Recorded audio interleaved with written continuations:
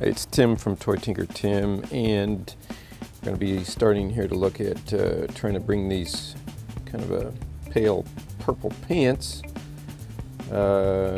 something close back to resembling the blue they should be, which is really matching the trim here to her Bionic Woman's track jacket here from the action figure. So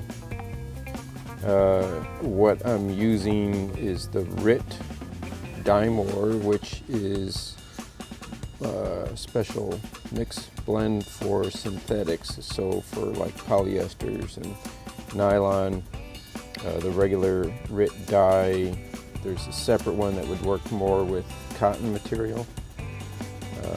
But Rit Dye is special for synthetics. And so about my biggest hesitation, drawback, concern, however you want to lump that in there, with this would be that the white stitching here might be turning blue as well. Might be losing that little design element there to it, but I have to make a call on it of, you know, her with purple pants or her with at least the original blue pants, losing that element here of the white thread stitching in there. So I'm not sure how that's going to turn out, so we'll get to see how that goes. So next step here will be I'll go ahead and get the dye mixed up.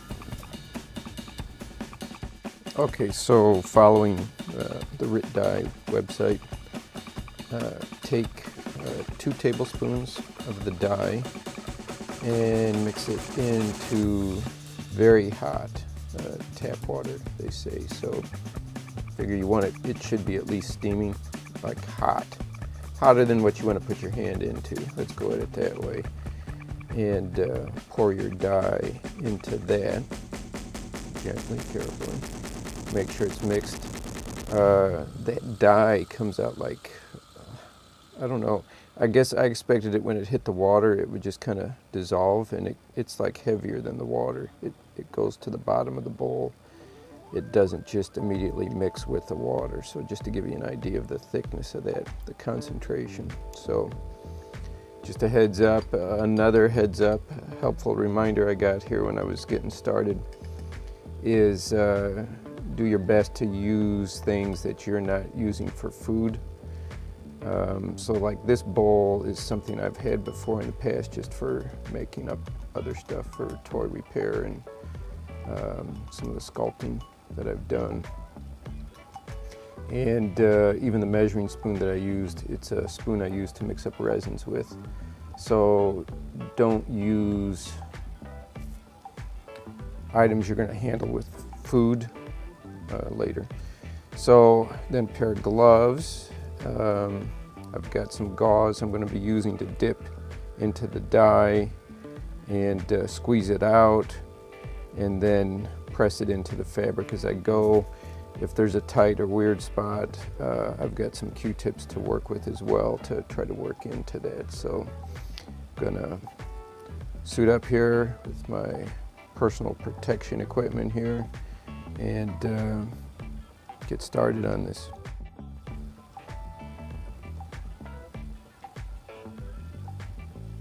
Okay, so I don't know, it says to squeeze it out on their site, so I'll put a link to their page as well here. And so I'm not sure, you know, how much to squeeze it out to. And I'm just gonna go at it here. We're gonna kind of just dab it in. And you know, I'll go from there. I'm thinking I'll go through one good treatment here of it, and we'll go and see. Maybe I have to go another round, you know, to get it darker, versus expecting it to just go all in one shot.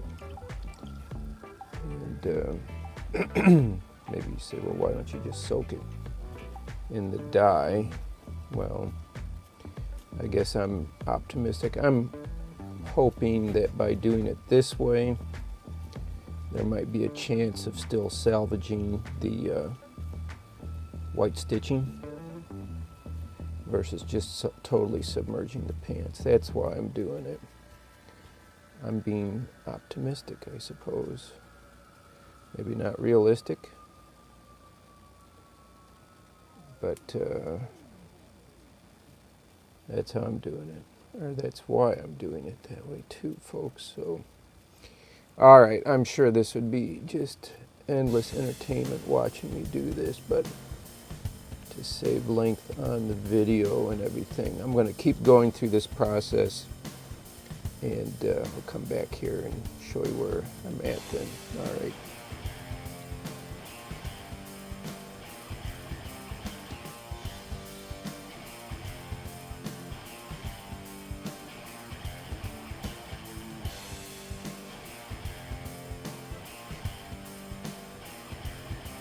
Okay, so originally going into this, I was trying to go in, it's the original first test with the material there. It's a good consistency, you know, a good ability to roll, so I decided the material was good to go with. Then I went into trying to mix to match with the color of the action figures, the plastic that the arm is made out of. And then I kind of did a whole about face, and I went back to the whole point here, which was to repair and restore. So this little chip of a thing there on the left is a chip of the rubber that was dried on the figure's arm that I removed to save that one.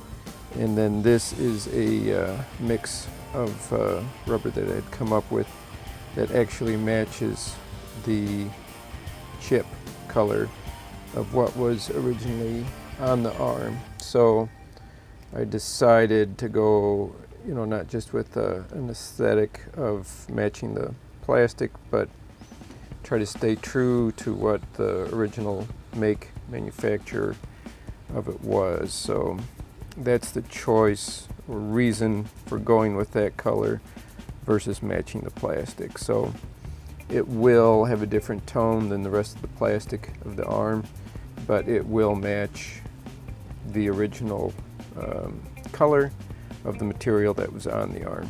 So long-winded speech there just to say why the color choice there. So we'll do a little turnaround here. She's looking pretty good for a 41-year-old plus action figure here. Like I say, the pants, those went through that dye process. I went through it 3 times actually. The Rit Dye, it's recommend after you dye it, rinse with cold water. I repeated that 2 times, and then on the third one, after it dried, before I rinsed it, I put it between some old towel, and I used a steam iron on it, which was another recommended method to help set the dye. Then after that, I rinsed it with cold water, and then that's where we got to this here now. So three sets of the dyeing, and yeah, her hair is good, none of that frizz. Working a little more styling gel there, I suppose, to get her flip up there in the back on that. And we'll take a look here now at her bionic arm skin here, see how that turned out. So after umpteen takes of trying to record rolling up this bionic skin here on the arm and the figure just going everywhere on me, so I'm going to have to just go with a static shot of it rolled up. But The tone of the rubber is of the accurate to the original figure, and I'm going to start knocking everything all over the place again here, so I'm just going to stop for a moment there. I'm still working on the consistency of it, though. I think it needs to be a bit thicker, but anyhow, once I get that formula perfected, I'll probably look to see about making it available. I'm working on a website still, so maybe I'll be able to offer it for sale through there or eBay or something of that nature. But there's plenty more projects to move on to here for me. So I'm going to stop there for now with her, and I think really I've accomplished what I needed to. And the bionic skin is just an ongoing improvement process there. So if you follow me on Instagram, I'm sure you'll see updates there posted as well as I go. But I think that will wrap the project here for the Bionic Woman action figure. And thanks for watching, and I hope you would consider subscribing to catch updates and new clips for more toys to come. Thanks.